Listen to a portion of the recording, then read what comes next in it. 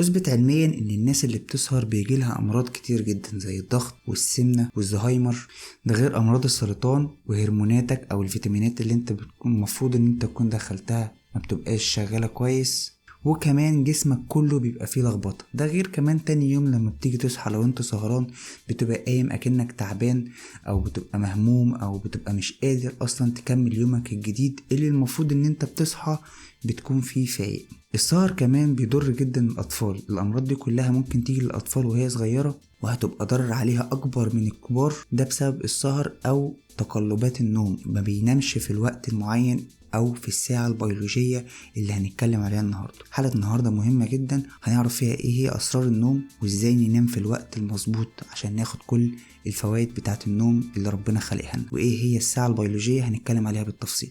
يلا بينا نشوف. السلام عليكم. خلينا نبدأ الحلقة النهاردة بقول الله تعالى: بسم الله الرحمن الرحيم، وجعلنا الليل لباسا وجعلنا النهار معاشا. صدق الله العظيم. من ضمن الأمراض أو من ضمن الحاجات اللي بتجيلنا إحنا كرياضيين، لو إحنا نتكلم كرياضة، أول حاجة قلة النوم بتولد عندك ستريس، فبتولد هرمون اسمه هرمون الكورتيسول. وهرمون الكورتيسول ده اتكلمنا عليه في حلقة الدهون الثلاثية، وهو الاستريس هرمون.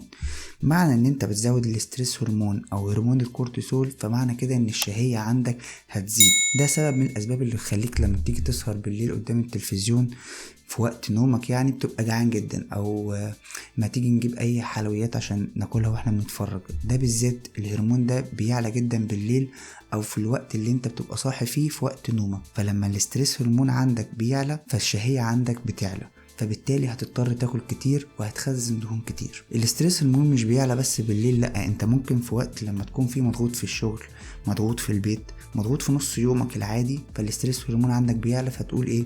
انا مضغوط جدا، انا جعان. بتلاقي نفسك الناس اللي مضغوطة معظمها بتبقى جعانة، فتضطر ان هي تاكل. تاني حاجة معانا، بالليل جسمك اصلا ربنا خلقه ان هو بيكون جسم بيبقى بارد بالليل، بيبقى درجة حرارته قليلة، فمعنى ان درجة حرارة جسمك قليلة فمعنى كده ان الحرق عندك هيبقى ضعيف، فحرق الدهون بالليل بتبقى ضعيفة. دي حاجة من الحاجات اللي تخلي اصلا كمان دهون عندك تتخزن. تالت حاجة ان هضم الطعام بالليل بيبقى قليل جدا.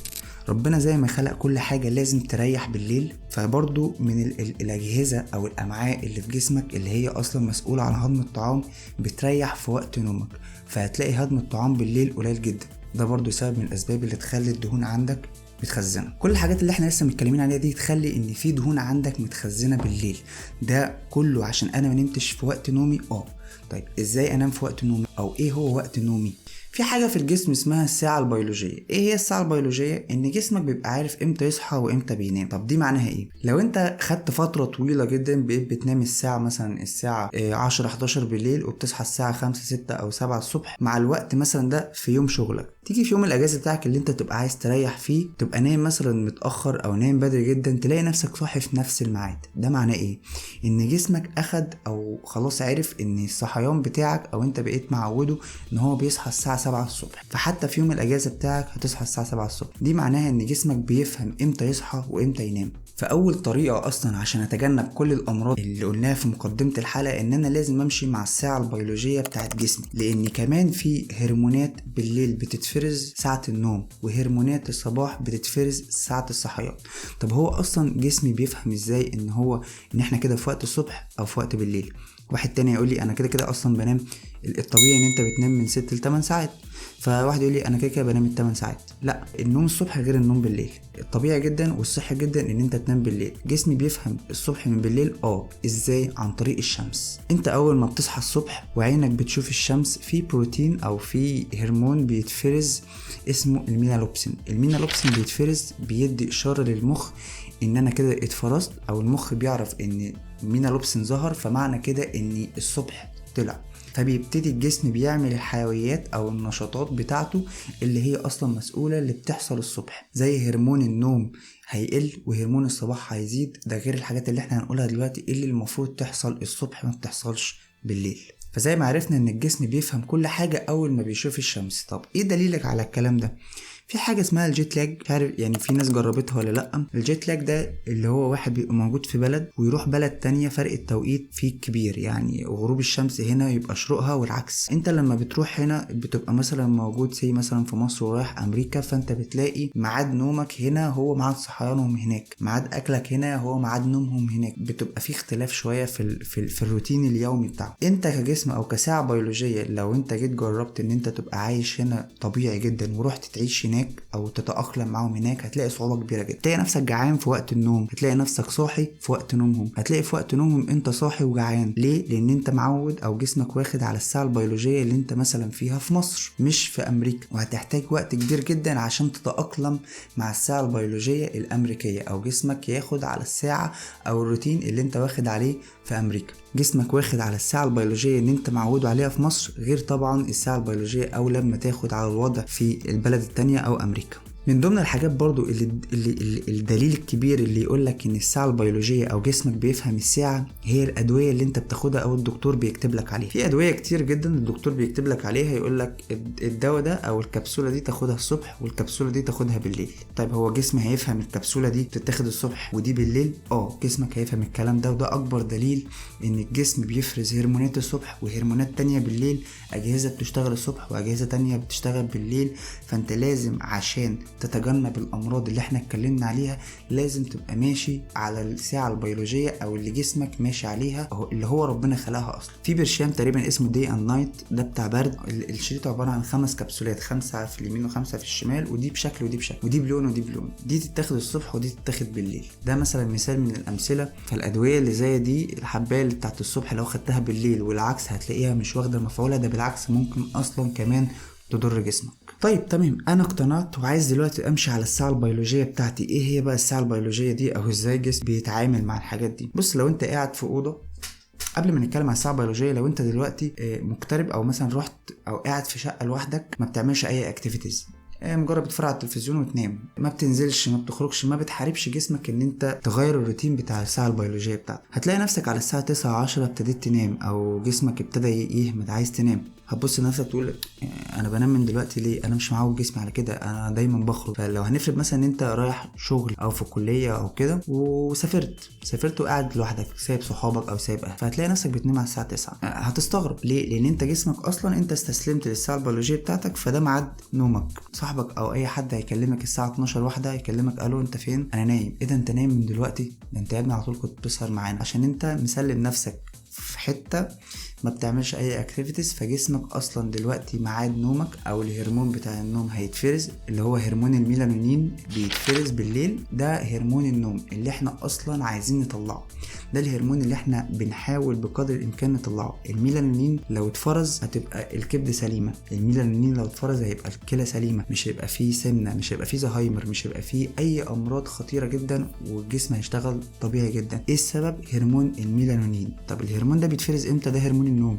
بيتفرز وانت نايم. فده اثبات من الاثباتات ان انت لو رحت بمكان تاني هتلاقي نفسك نايم، او لو سلمت جسمك للساعه البيولوجيه هتلاقي نفسك جسمك تأقلم معاها على طول. ايه بقى هي الساعات البيولوجيه او هي الساعه البيولوجيه؟ لو انت قاعد في اوضه ضلمه مفيش اي شمس بتيجي فيها، مش بتحسس جسمك ان ده نهار ولا ليل، جسمك هيعرف الكلام ده كله، هيعرف انت امتى الصبح وامتى بالليل لوحده من غير ما تبص. طب ازاي؟ بتيجي على الساعه 9 كده هرمون الميلانين بيبتدي يتفرز واحده واحده وبيبتدي يعلى، بتبتدي تحس ان انت عايز تنام. وبعد كده على الساعه 2 بتبتدي ان انت تخش في الديب سليب. الساعه 2 انت ما بتبقاش حاسس باي حاجه. ده اثبات من الاثباتات برضو ان انت ممكن تنام تصحى تلاقي نفسك بقيت الفجر. من الساعه 12 او من الساعه 11 لغايه الساعه 3 4 ما بتحسش بنومك، ما بتبقاش قلقان.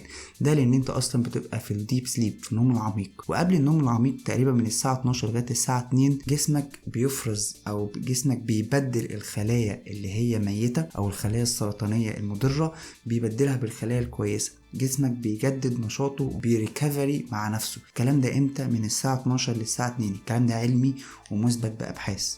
فانت لو بتنام من بعد الساعه 12 او من بعد الساعه 2 بالليل، جسمك ما بيلحقش يكون الخلايا دي او ما بيلحقش يتخلص منها، فبالتالي تلاقي الامراض عندك بتزيد، لان الخلايا اصلا كده كده موجوده عندك في جسمك وجسمك ما تخلصش منها. ده سبب من الاسباب المهمه جدا ان انت لازم تنام بدري. بعد ما بتخش في النوم العميق بتيجي على الساعه 7 او 7 ونص كده هرمون الميلانين اللي هو هرمون النوم بيبتدي يقل، وبتبتدي تفوق واحده واحده وبتصحى.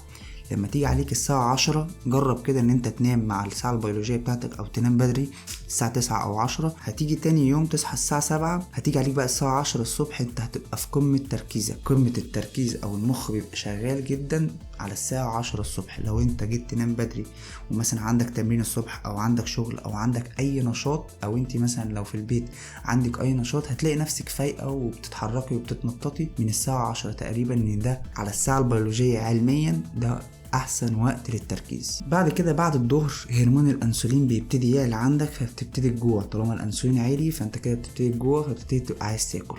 ده علميا هرمون الانسولين بيبقى في اعلى حالاته بعد الظهر. تيجي على الساعة من 5 ل6 او من 5 ل7 علميا برضو تبقى الاعصاب عندك في قمتها، العضلات بتبقى منتعشة، تركيزك برضو بيبقى قوي. فبالتالي ان تمارين المقاومة او الرياضة او الجيم احسن وقت ليه تقريبا بيبقى من الساعة 5 لغاية الساعة 7. بعد كده بعد ما تخلص بقى على الساعة تيجي الساعة 8:30 9 تاني، يبتدي هرمون الميلانين عندك بيعلى ويبتدي جسمك يرتاح وتبتدي ان انت عايز تنام او تعيد القارة تاني. لو انت مشيت مع الساعة البيولوجية الطبيعية اللي ربنا خلقنا بيها وابتديت تنام من الساعة 9 10، بص على مدار يومك كله كده هتلاقي الكلام اللي انا بقوله ده هو اللي هيحصل لك. هتلاقي نفسك صاحي من بدري جدا، هتلاقي نفسك نشيط جدا الساعة 10. بعد الظهر هتلاقي نفسك جعان. بعد كده هتبتدي ان انت لو بتلعب رياضة هتبتدي ان انت هتبقى عندك مخزون للطاقة على الساعة 5 6. هيجي عليك الساعة 8 9 تبقى انت عايز تنام خلاص فصلت. طيب دلوقتي احنا هنفرض خلاص انا اقتنعت بكلامك وان انا عايز انام بدري ومش عارف انام بدري، يعني انا مش مظبط يومي ان انا انام بدري، فانا عايز انام بدري. اعمل ايه؟ اول حاجه تعملها ان انت تمنع القهوه او الكافيين قبل ما تنام من 6 ل 8 ساعات. اثبت علميا ان الكافيين او القهوه بتفضل في الجسم عندك لمده 8 ساعات، فبالتالي انت لو شربت في الوقت ده او قبل ما تنام بفتره صغيره هتلاقي نفسك هيجيلك أرق بالليل. فأول حاجة إن احنا نمنع القهوة من 6 ل 8 ساعات قبل النوم. تاني حاجة لازم تنام في درجة حرارة من 15 ل 19 درجة. إيه ده؟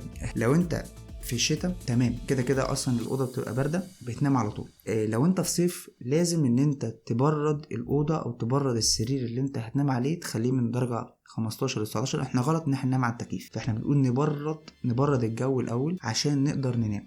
يعني الجسم مش بيعرف ينام في الحر، الجسم بينام في درجة الحرارة من 15 درجة ل 19 درجة. ليه؟ لأن هرمون الميلانين اللي احنا أصلا عايزين نفرزه عشان ننام بيتفرز في درجة الحرارة من 15 ل 19. فيبقى تاني حاجة معانا لازم نبرد درجة الحرارة بتاعة السرير أو بتاعة الأوضة عشان نعرف ننام. تالت حاجة نحاول ما ناكلش قبل النوم على طول. أنا واحد من الناس اللي أنا قلتها الحلقة اللي فاتت إن أنا باكل قبل ما بنام في أوقات كتير جدا. الأكل قبل النوم لو أنت من ضمن السعرات الحرارية بتاعتي ما بيخزنش دهون، لكن ما بيخلكش تعرف تنام كويس، بيتقلك، جسمك بيتقل فما بتعرفش تنام كويس. ده ملوش علاقة بده. طالما انا باكل في وسط السعرات بتاعتي يبقى انا ما بتخنش، او انا بدخل السعرات بتاعتي فما بيخزنش دهون. بس لو انا اكلت قبل ما انام على طول النوم بتاعي هيجي بصعوبة. وصلت؟ عشان ما الناس ما تعملش كونفليكت في الحوار ده. رابع حاجة معانا ودي حاجة مهمة، احاول ابعد عن اي حاجة او البلو سكرين قبل ما انام بنص ساعة. ايه هو البلو سكرين؟ شاشات التلفزيون، شاشات اللابتوب، شاشات الموبايل، ابعد عنها على قد ما اقدر قبل ما انام بنص ساعة. لان هرمون او بروتين المينالوبسين بيفرز لما بيشوف الضوء الازرق. الضوء الازرق طالما عيني شافته فالمخ بيفهم، فاكر ان كده الشمس طلعت او انت كده هرمون الميلانين بيقل فما بتعرفش تنام. جرب كده ان انت تبقى تعبان جدا وعايز تنام وحاول تقلب في الموبايل قبل ما تنام بشويه، هتلاقي نفسك فوق. مش فوقت من الحاجات اللي انت شايفها، لا، ده لان عينك شافت الضوء الازرق او البلو سكرين. الميلانين فهم ان احنا كده الصبح، فالميلانين عندي قل وهرمون المينالوبسين عندي اتفرز او ادى اشاره للمخ لان هو شاف ضوء ازرق زي اللي بيشوفه من الشمس. عشان كده في حاجه في الموبايل اسمها النايت مود وابليكيشنز على اللابتوب اسمها النايت مود، تيجي تعملها بتلاقي شاشه التلفزيون او شاشه الموبايل بقت صفراء. المينالوبسين ما بيتفرزش لما بيشوف الضوء الاصفر بتاع الموبايل او اللي هو النايت مود. يعني بيرجح ان انت لما قبل ما تنام ان انت تشغل النايت مود، ويا ريت اصلا تبعد عن الموبايل او اي بلو سكرين قبل ما تنام بنص ساعه عشان تخش في النوم على طول. خامس حاجه واخر حاجه معانا، حط في دماغك ان السرير للنوم بس. السرير مش للأكل، السرير مش للمذاكرة، السرير مش للقعدة عشان تتفرج على التلفزيون. أوضة أو الحتة اللي انت بتنام فيها أو السرير اللي انت بتنام فيه يبقى للنوم بس. تبقى مهيئه للنوم، تبقى قافل الأنوار، بحيث لو انت خلصت الأكتيفيتيز بتاعتك اللي بتعملها طول اليوم تخش على السرير يبقى ده منطقة النوم بس. هتلاقي نفسك حتى ساعتها رحت في النوم على طول لو انت مهيئ الجو للنوم. طيب تمام، انا مقتنع بكلامك كله تمام وزي الفل، بس انا اصلا شغلي ورزقي بالليل، انا شفت بالليل وما بعرفش انام كويس، او مش يعني معظم ايامي في الشهر ببقى صاحي بالليل. اعمل ايه؟ ابحاث ظهرت ان 20% من الناس اللي شغاله بالليل عندهم مشاكل في النوم. يعني حتى لو انت شغال بالليل جا وقت اجازتك هتلاقي نفسك صاحي بالليل. ايه الحل عشان يتجنبوا الامراض الكتير اللي احنا قلناها؟ نرجع برضو نقول الامراض اللي السهر بيعملها. انت يعني ايه سهران يعني ان انا ما بفرزش هرمون الميلانونين، وعدم افراز الميلانونين معنى كده ان في مشاكل في الكبد، في مشاكل في الكلى، مشاكل الزهايمر هتظهر، الشيخوخه المبكره هتظهر، امراض السمنه هتظهر، المناعه هتقل. كل الكلام ده لو الميلانونين ما اتفرزش كل الكلام ده هيظهر. ده سبب من الاسباب اللي تخلي الناس الكبيره في السن او الناس اللي بيبقوا بره، الناس الاوروبيين تلاقيهم كبار جدا في السن بس عندهم صحه. ليه؟ لان ماشيين مع الساعه البيولوجيه بتاعتهم ومهتمين بصحتهم. دول زي المانيا، الناس اللي هي بتحب الشغل او شغلها تقيل شويه، المانيا وهولندا، تلاقي معظم الناس من الساعه 8 بيقفلوا المحلات، الانوار في الشوارع كلها بتقفل. ليه؟ خلاص الناس قفلت من الساعة 8، فبالتالي الناس كلها بتروح على الساعة 10 بتلاقيهم كلهم على السرير نايمين، فده بيخليهم مناعتهم كويسة، بتخلي صحتهم كويسة. معظم الناس الكبيرة في السن اصلا تحس ان هم مش كبار في السن. طب ده ايه؟ الموضوع مش اكل بس، الموضوع اكل ورياضة واهتمام بالصحة والنوم، كل ده بيؤدي للكلام ده. عدم الشيخوخة المبكرة، الأجهزة بتاعت جسمي شغالة كويس، مفيش سمنة، مفيش التهابات، مفيش ضغط، مفيش توتر، الكلام ده كل ده عشان هرمون الميلانونين هو المسؤول على الكلام ده كله. فاحنا عاملين كل الكلام ده وبنحاول بقدر الامكان نلعب رياضة وننام بدري، كل ده عشان نفرز هرمون الميلانونين اللي اصلا لو ما اتفرزش بيجيب كل الامراض دي. طيب ايه بقى الحل اللي انا اعمله عشان اتجنب الامراض دي لو انا شغال بالليل؟ اول حل معانا النظام الصحي او نظام الاكل، الكيتو دايت. نعمل ايه او ايه هي اصلا مميزات الكيتو دايت اللي تخليني اللي هو يبقى هو ده حل سحري؟ يعني اول حاجه في الكيتو دايت ما بيخلكش ان انت تشعر بالجوع بالليل، دي حاجه مهمه جدا، يخليك ما تاكلش بالليل، فبالتالي مش هتخزن دهون، فبالتالي مش هيجيلك امراض السمنه وامراض القلب والامراض الكلام ده كلها. تاني حاجه الالتهابات اللي بتيجي في الجسم هتقل اصلا لان نظام الكيتو دايت مفيهوش سكر. تالت حاجة ودي حاجة مهمة جدا، هيبقى فيه نشاط في المخ ونشاط في الجسم، ده لان انت اصلا بتبقى مختزن طاقة، لان انت بتبقى قايم على الدهون، فتبقى عندك طاقة طول اليوم، ودي حاجة كويسة جدا هتخليك مش خامل بالليل، او الاسترس هرمون عندك هيعلى بالليل فبالتالي هتجوع. فالكيتو دايت اول حل معانا هيحاول يحافظ لك على الاضطراب اللي عندك في الساعة البيولوجية بتاعتك مؤقتا. تاني حل معانا وهو الصيام المتقطع. الصيام المتقطع من اهم مميزاته اللي ما بيخلكش تاكل بالليل، تحاول بقدر الامكان قبل ما تنام بعدد ساعات كويسه ما بتاكلش، فدي حاجه كويسه جدا طبعا هتخليك تتعود ان انت ما تاكلش بالليل، فبالتالي الدهون مش هتخزن. تاني حاجة فهو بيقلل من الأكسدة، فبالتالي هيقلل من الأمراض لأن المناعة عندك هتبقى قوية. تالت حاجة الأنسولين عندك بيقل، الصيام المتقطع بيخلي الأنسولين يقل، معنى كده إن الجوع هيبقى قليل. رابع حاجة ودي حاجة مهمة جدا، هو بيقلل من هرمون الكورتيسول، فكده الاسترس عندك هيبقى قليل. ده تاني حل معانا وهو الصيام المتقطع. احنا بنحاول في الأنظمة الغذائية بنحاول بقدر الإمكان ناخد أنظمة غذائية بتعلي المناعة عندنا وما بتحسسنيش بالأكل، فبالتالي لو في اي مرض كده او كده من الامراض اللي احنا اتكلمنا عليها جسمه هيقدر يقاومه. تالت حل معانا برضو لو انت شيفتك مثلا بيبدأ من 8 بالليل ل 8 الصبح، حاول تاكل على الساعة 5 6 المغرب قبل الشيفت بتاعك ساعتين 3 اكل فيه احماض دهنية كتير زي الزبدة الصحية والاوميجا 3، ده هيخلي فيه نشاط عندك في مخك طول اليوم، كمان هتعلي الاكسدة وهتعلي المناعة عندك وهتبقى حل من الحلول كويسة جدا ليك. رابع حل معانا حاول تقلل من سعراتك الحرارية الصبح، يعني الصبح ما تاكلش كتير، وحاول بعد كده لما تيجي تاكل في الوقت الشيفت بتاعك، بحيث ان انت تدخل طول اليوم بتاعك السعرات الحرارية اللي جسمك محتاجها. الاربع حلول اللي احنا اتكلمنا عليهم دول حلول مؤقته، لما بتيجي في الشيفت بتاعك بيبقى بالتناوب انت وزميلك. في وقت الشيفت بتاعك استخدم حل من الحلول دي عشان تمنع او تحاول بقدر الامكان ما يجيلكش الامراض اللي احنا اتكلمنا عليها، فدي حلول مؤقته مش حلول دايمه. وحاول بقدر الامكان ابعد عن اي شغل بالليل بيضر صحتك وبيضر جسمك في الاول وفي الاخر. بس كده، لو عجبتك الحلقه اخبط اللايك واشترك في القناه لو لسه مشتركتش وفعل الجرس عشان يجيلك كل جديد. دمتم في رعاية الله.